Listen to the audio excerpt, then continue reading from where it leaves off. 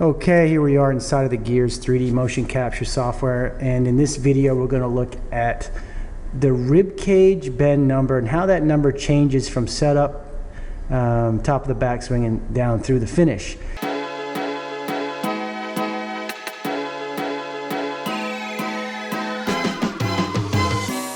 So at address, this golfer is bent forward with a 7-iron here, 41 degrees, and what you're going to see with that number as he starts to take the club back, let's go ahead and run this forward so we can see how it changes.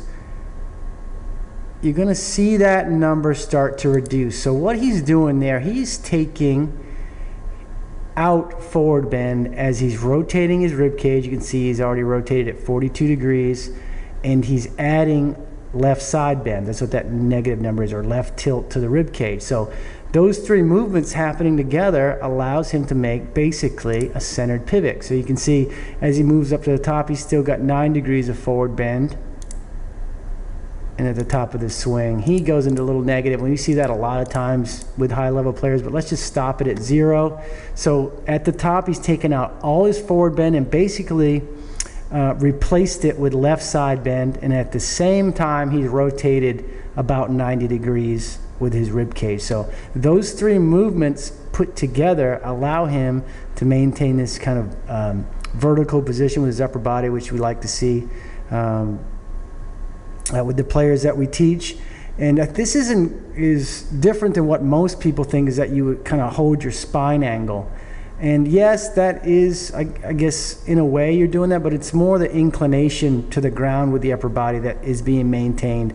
I think when some people think maintain spine angle, they tend to hold on to that forward bend, which would move his upper body well to the right. So let's go ahead up to the top of the swing. Let's run that up to the top again and see what happens from the top of the swing down to impact. So he's losing all his forward bend, and then immediately what you're going to see is he's going to start to put it back in. So as he comes down to left arm parallel here, he's got 28 degrees that he's put back in. And now one really interesting point in the swing that I always am looking at is the point where the body basically, or the rib cage, gets basically about where it was at address with the forward bend. And normally that happens as the hands come down in kind of this release point, kind of coming below the waist near the right thigh here. He's put back in all that rib cage forward bend that he had at address. So I use that a lot in my teaching and try to help people realize that, yeah, you take out the forward bend on the backswing, but you need to be putting it back in on the downswing, and it needs to come back in by about the time the hands get kind of waist high here. And you can see here the pelvis is also leveled out. It was in left side or left tilt at the top of the swing. I'll bring that up to the top. You can see the right side of his pelvis is higher than the left. And then as he comes back down, he gets the rib cage into that kind of 40 degrees of forward bend as the hands are at waist high. Pelvis levels out. Turn is slightly open now, and the shift is forward.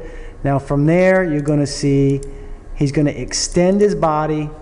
He's going to add right rib cage bend, and he's going to lose forward bend again, which allows him to open up his rib cage about 20 degrees and his pelvis 40. And then from there, you're going to see him extend his upper body again into the finish. So and he would lose all that forward bend that he gained, that he put back in on the downswing. So just in a nutshell, 40 degrees at address, forward bend is 0 at the top, puts it all back in by about waist high here in the downswing.